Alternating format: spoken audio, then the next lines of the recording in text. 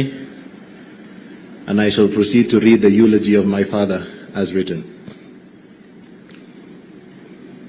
Wanyonyi Wafula Chebukati was born on Friday, 22nd December 1961 in Madisi village, Chwele location in Bungoma district, Kenya. He was the third born and first male child of John Wafula Chebukati, seated here, and Joyner Wafula, also seated here. Education. Chebukati started school at the age of 6 in Madisi Primary School. Chairman underwent the Bukusu rite of passage in 1976 and thus belongs to the circumcision age set Singilo, known as Bachuma Grade 3 or Bachuma Number 3. After his certificate of primary school education exam, he later joined St. Peter Mumia School and later Bokoli School, where he sat for the East African Certificate of Secondary Education. He began breaking ceilings while in secondary school as he emerged the best student, obtaining a Division 1 of 11. In 1979, the young Chebukati got admission to the prestigious Lenana School for his A-levels. It was a major culture shock for him, joining a school with a British curriculum and way of life. He was grateful to his father for paying his fees, and he worked hard to be awarded a one-year scholarship from Lenana. He focused on his studies and excelled. Chebukati enjoyed the art subjects and was the best student in English, history, literature, and geography. In 1980, he was awarded the overall arts prize in his A-levels at Lenana School. When it was time to choose a career, he was impressed by a friend of his father called Captain, who was a lawyer, and he dressed up in suits. He desired to be just like him.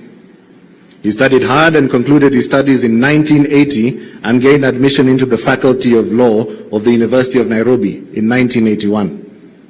A year was lost outside of university following the attempted military coup in 1982. When he enrolled in school, he immersed himself in the study of legal principles and the intricacies of the justice system. His dedication to his studies was evident to all who knew him. As a university student, he was actively involved in the Students' Union and other student organizations. He served as chairperson of the Bungoma Students' Union and was involved in a lot of activities to raise funds for students so that they could also get a chance to study. He graduated from the University of Nairobi in 1985 and was sworn in as an advocate of the High Court in 17th November 1986. His class was known as the UON class of 85. To better himself, he later obtained a Master of Business Administration degree from the Jomo Kenyatta University of Agriculture and Technology. He later wanted to enroll for a PhD, but he could not do so due to his illness. The family man. Beyond his professional achievements, he was a devoted husband and father. He met his wife, Mary, an accountant working at the Ministry of Finance while in Mombasa, where she was undertaking a training. What started out as him giving her legal advice ended up in love and courtship, with numerous phone calls to Nairobi, where she had returned, and bi-weekly flights to visit her. It took many dinners before he finally gathered the courage to propose to her. He cherished his wife, Mary. They went on to have 3 children, a daughter Rachel, who is by my side, and 2 sons, Jonathan and Emmanuel. Chebukati was a hands-on dad. As true as he was to his profession, was as he to his role as dad. He always enjoyed the holiday season with family, as he would make it a point to take his family on holiday every Christmas period, without fail. His family was his anchor, providing him with the strength and support he needed to carry out his duties. Chebukati found solace in his family. Within the bounds of the law, Chebukati's journey into the legal world was not just a career choice, but a calling. Immediately upon his graduation in 1986, he opened his own law firm, Wanyonyi and Company Advocates, in Mombasa, which he managed successfully for 20 years. He saw the law as a powerful tool to bring about change and to uphold the principles of fairness and equity. He was a principled lawyer and believed that a client had to be told the truth from the onset Honesty was his mantra. To him, the law was not just a set of rules and principles, but its role was to protect the vulnerable and hold the powerful accountable. He spent countless hours poring over legal text to refine his skills. He was a sought-after speaker at legal conferences, at seminars where he shared his insights. He was often called upon for his expert opinion. Chebukati believed in giving back to the community and took great pride in mentoring young lawyers, providing guidance and sharing knowledge for them to succeed and establish themselves in the legal field. In the year 2006, he founded Ruto and Associates Advocates, a Nairobi-based partnership law firm with 5 others. Ruto was an acronym for All Partners, with C standing for Chebukati. Chebukati took on numerous cases, many of which were challenging and complex, yet he never shied away from a fight. He defended the rights of people, whether it was a high-profile case or a pro bono effort for a marginalized individual. Each case was handled with the same level of care and dedication. He believed that everyone deserved a fair chance and that the law should serve as a shield for those in need. He made significant contributions to the legal field and the field of corporate law and helped businesses navigate legal challenges within the bound of the law. Chebukati loved the law and had 38 years of post-qualified experience at the time of his passing. He has left an indelible mark on the legal landscape of Kenya. Politics. In 2007, he decided to try his hand at politics. He vied for the Saboti constituency parliamentary seats on an Orange Democratic Movement ODM ticket, and he came in second place at the helm of IEBC. Chebukati was appointed as chairman of the Independent Electoral and Boundaries Commission in January 2017. Prior to assuming his role as a state officer, to avoid any conflict of interest, he resigned from his law firm and resigned as a life member of ODM. During his tenure, Chebukati led the IEBC through 2 challenging presidential election cycles: the 2017 general election, including the historic October 2017 repeat presidential election that followed, the Supreme Court's annulment of the initial results, and of course the 2022 general election. Under his leadership, the IEBC championed technological advancements to enhance transparency. One of his key initiatives was the implementation of the Kenya Integrated Electoral Management System, popularly known as KIEMS, which enabled the electronic transmission of results from polling stations. In 2022, he made the result transmission portal publicly accessible, a move widely praised for promoting transparency. He also structured the IEBC's election management team, notably reorganizing the Presidential Election Projects team in 2017 following internal disputes. His tenure at IEBC was not without challenges, as you all know. His decisions were scrutinized, his actions debated. There were controversies, there were disagreements, and yet he remained resolute. He faced criticism head-on. He defended the integrity of the electoral process. He firmly believed in the rule of law. He respected the Constitution. His courage was admirable.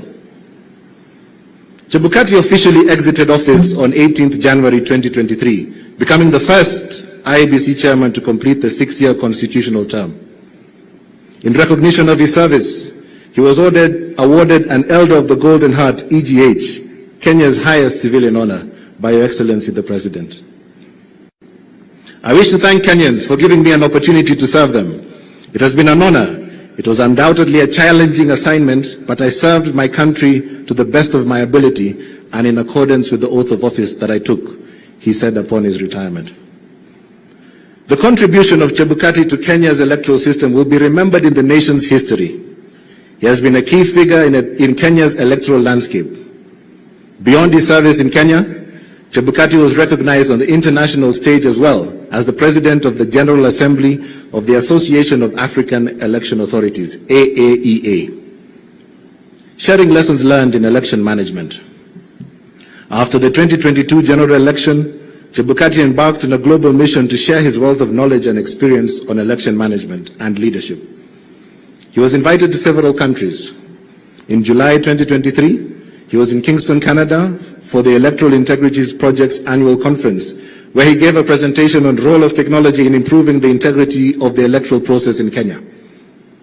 In November 2023, Chebukati was invited to the International Center for Parliamentary Studies, ICPS, and the Portuguese National Electoral Commission to attend the 19th International Electoral Affairs Symposium in Lisbon, Portugal. In his address, he highlighted how the IEBC leveraged technology to ensure transparency in elections. It brought together representatives from the electoral democracy community to share best practices and initiatives for adaptation in over 120 countries. His efforts were rewarded when IEBC won the prestigious Election Management Award at the event. The Commission also emerged as runners-up in the Election Ergonomic Award. He then went on to attend the ECOWAS Network of Electoral Commissions ECONEC Symposium in Abidjan, Ivory Coast, where he delivered a compelling presentation on overcoming legal, political, and institutional constraints against electoral reforms. In this meeting, he shared how IEBC successfully navigated challenges to enhance Kenya's electoral process. Immediately after, he headed to Cape Town, South Africa for the 5th anniversary of the Electoral Commission's Forums of Southern African Development Community, ECF SADC. During his keynote address, he emphasized the need for fidelity to the law as key to ensuring that elections are conducted with integrity and trust. After this roller coaster of meetings, he declared, from east to west, north to south, I am grateful to have completed my 2023 global tour on sharing my election management experiences and leadership. Together, let's nurture and move democracy forward. Golf. It is impossible to talk about Chebukati without talking about his love for golf, which he played to the level of single handicap. He was an avid golfer, and he introduced his wife, Mary, and his children to the sport at a young age. Golf became a family affair. Every Sunday after church, he and his family played a round of golf.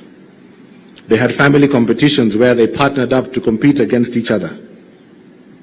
Initially, he would coach his children himself, and then later on he took them to be trained by the best professionals in Kenya and in South Africa, as he saw potential in them. This led to 2 of his children emerging among the top junior golfers in Kenya. Playing golf with the family was not considered manly by his peers, but he chose to do it anyway.